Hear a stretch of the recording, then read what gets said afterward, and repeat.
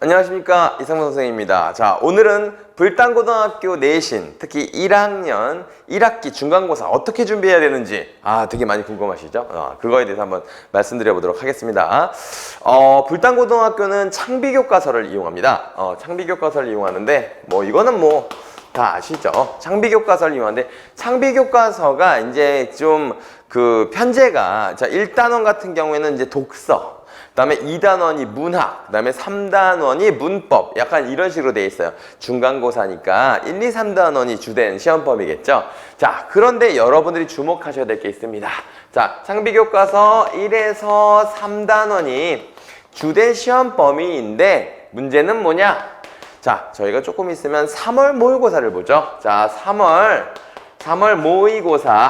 모의고사가 시험 범위에 포함이 됩니다. 자, 그런데 일반적으로 이제 다른 학교 같은 경우에는 교과서를 되게 좀 더 많이 내고, 그리고 이제 모의고사를 약간 곁들여서 내는 구조라고 하면, 이 불당고등학교는 이 3월 모의고사를 굉장히 중요하게 여기십니다. 그러니까 이제 수능과 내신을 같이 대비하자, 약간 이런 의도가 있으시겠죠?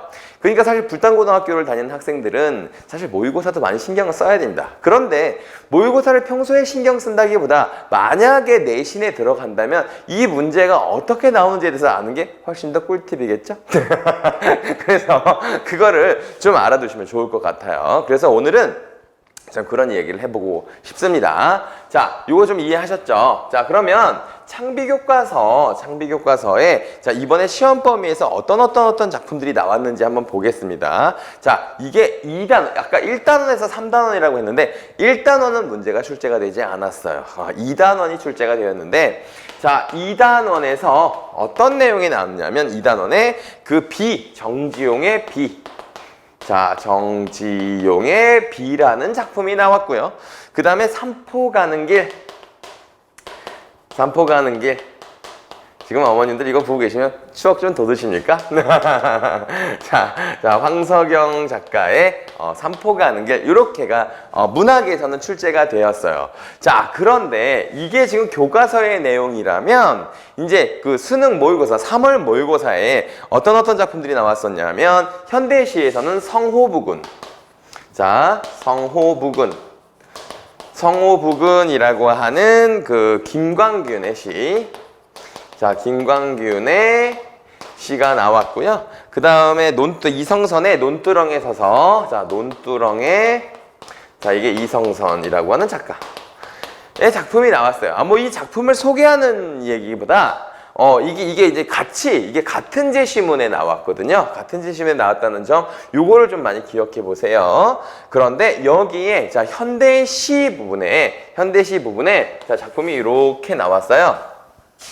자, 이렇게 나왔는데 하나가 추가된 게 뭐가 있느냐면 정지용의 유리창. 이거 기억나시나요? 자, 정지용의 유리창이라는 작품이 나왔습니다. 자, 정지용의 유리창은 아들이 죽은 것을 되게 슬퍼해서 쓴 시인데, 정지용이라는 동일한 작가이기 때문에 출제를 하셨고요. 이거는 수능 모의고사에서 나온 그런 작품이에요. 그럼 수능 모의고사 나왔는데, 자, 이거를 선생님이, 그 불당고등학교 선생님이 되게 문학적인 조예가 깊으셔가지고 이 4개의 공통점을 물어봤습니다. 이 4개 작품 사실 얼핏 보면 교과서의 작품이고, 유리창은 따로 출제를 하신 거겠고, 성호부군이나 논두렁은 이제 수능 모의고사인데, 이 작품이 모두 다 시각적 이미지, 그러니까 시각적 이미지를 활용한 묘사가 두드러지는 작품이거든요. 그래서 1번 문제가 이랬습니다. 자, 가작품이 정지용의 비고요. 자, 얘가 가고요. 그 다음에 나가 김광균의 성호부군이고요. 그 다음에 다가 논두렁이고요. 그 다음에 라가 유리창이었거든요. 근데 자, 1번 문제가 이겁니다. 가에서 라의 공통점으로 가장 적절한 것은? 이라는 문제였어요. 정답은 시각적 이미지를 활용한 묘사가 두드러진다. 자, 그럼 이거 어떻게 대비해야 될까요? 모의고사를 볼 때 거기에 문학이 나왔으면 이 문학과 교과서에 있는 그 문학과 연결시킬 수 있는 고리를 찾아야 되겠죠. 그쵸? 그 문제가 하나가 나온다는 겁니다. 자, 그 문제가 그렇게까지 어려운 문제는 아니지만, 어려운 문제는 아니지만, 그래도 이제 연관성을 학생들이 개별적으로 찾기는 좀 어렵겠죠. 그래서 선생님, 나 같은 사람이 도움이 필요하다. 이런 말씀입니다. 자, 그 다음에,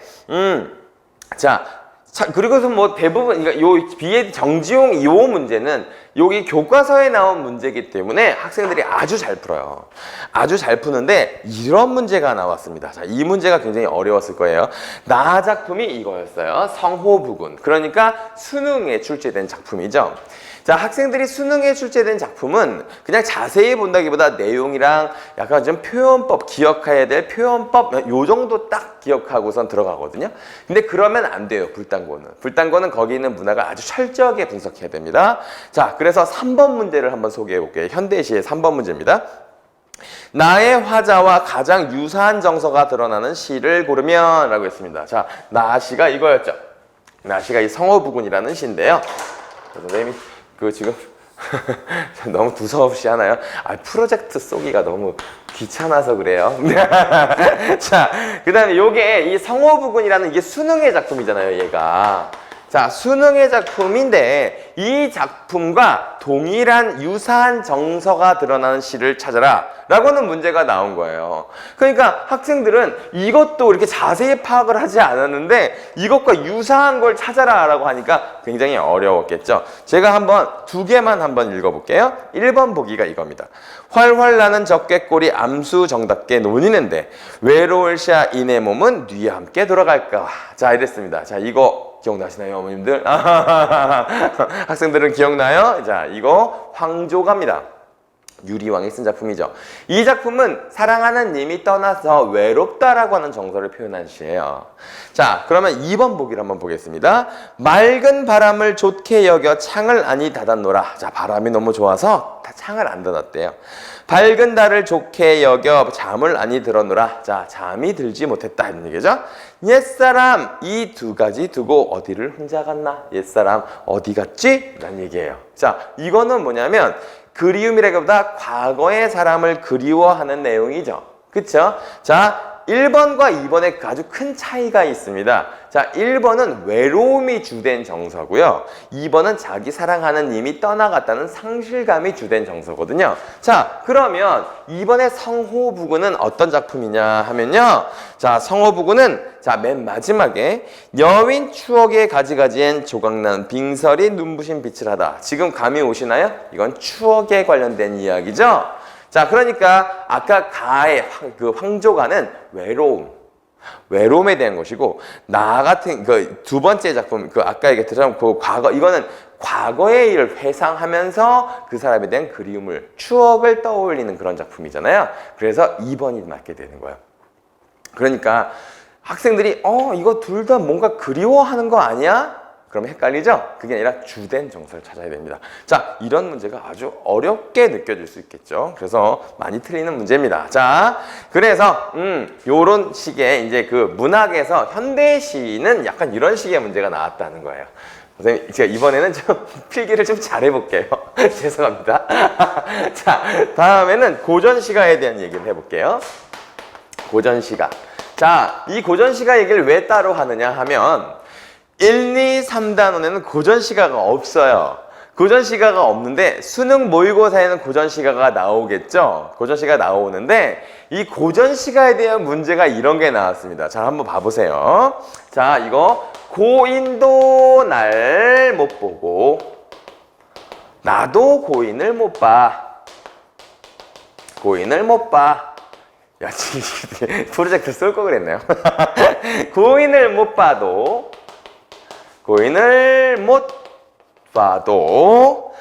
가던 길이 앞에 있네. 자, 가던 길이 앞에 있네. 이랬어요. 자, 가던 길 앞에 있으니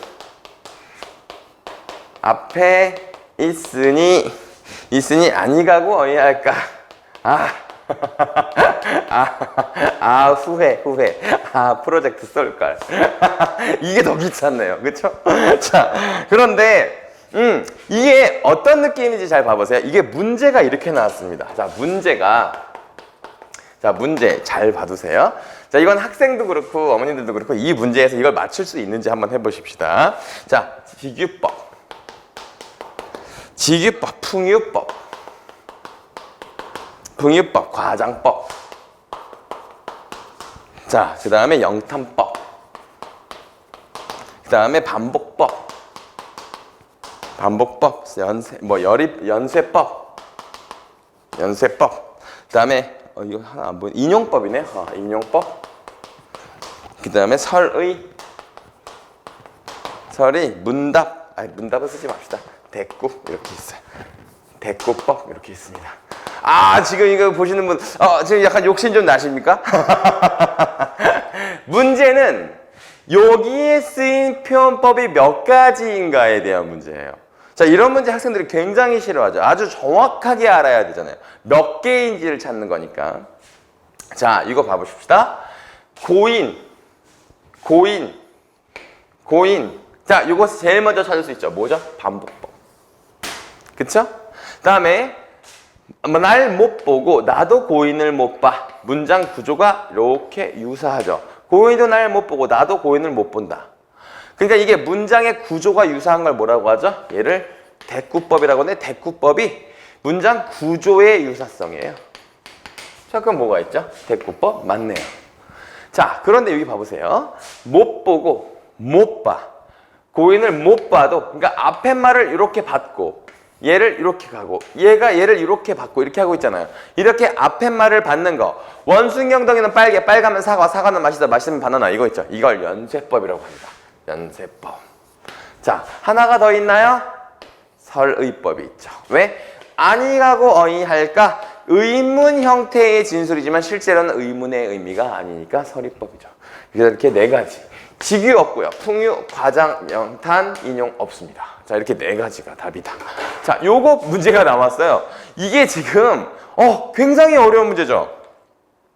어려우신가요? 자, 어려운 문제라고 생각하실 수 있는데 이거는 공부하는 방법이 있습니다. 그러니까 선생님들도 그냥 무작정 이걸 어렵게 내려고 내시는 게 아니에요. 그러니까 이걸 보는 방법이 있는데 그게 뭐냐면 수능 모의고사에 문제가 나왔었어요. 한번 보겠습니다.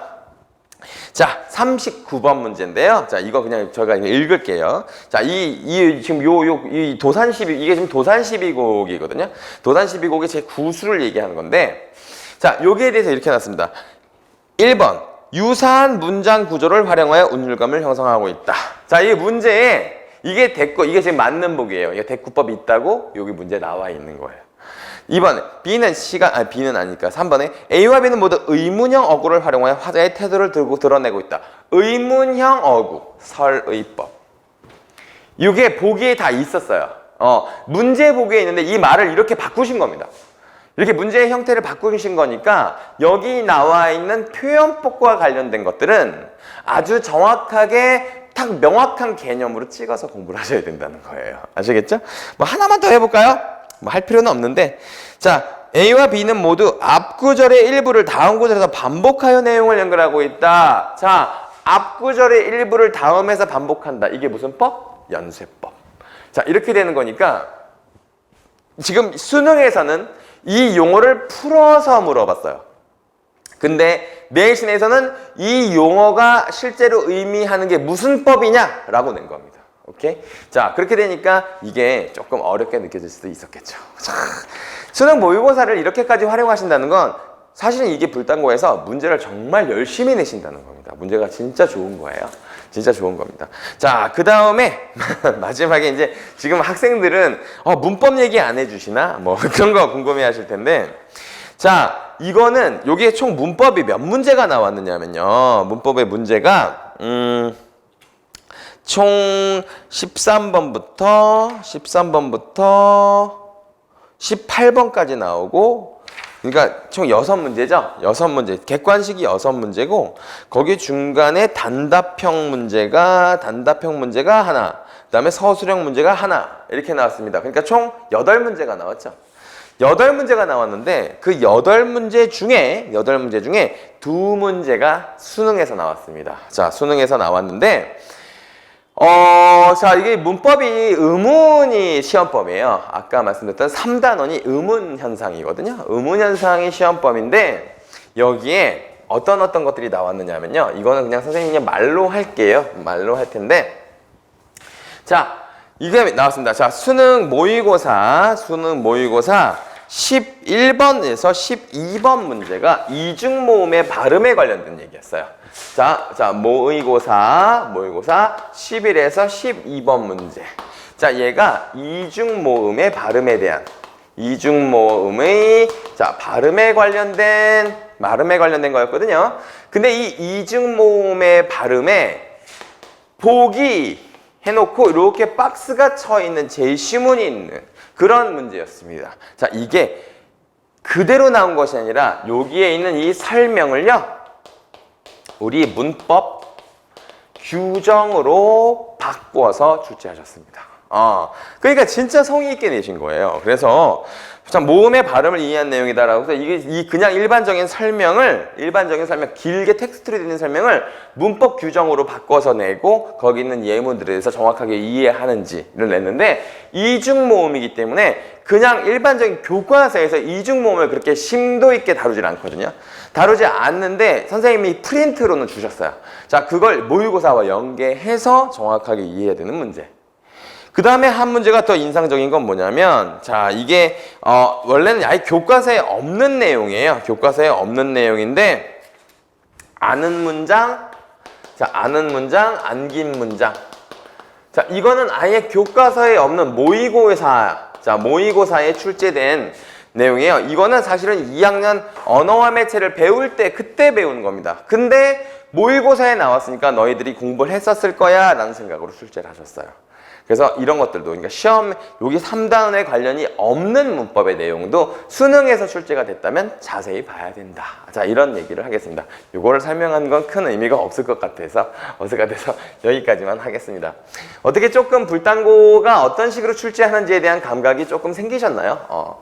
불단고가 참 문제를 모의고사와 섞어서 내기 때문에 좀 통합적인 공부를 해야 됩니다. 그걸 학생들이 조금 하기가 조금 힘들 수가 있어요. 자, 여기까지 하겠습니다.